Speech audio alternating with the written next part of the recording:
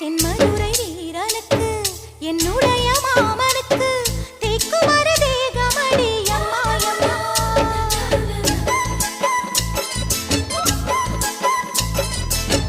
மாமன் பெற்ற பெண்ணுனக்கு மையெழுதும் கண் எதுக்கு என்னை வந்து கொல்லுதடி அம்மா அம்மா.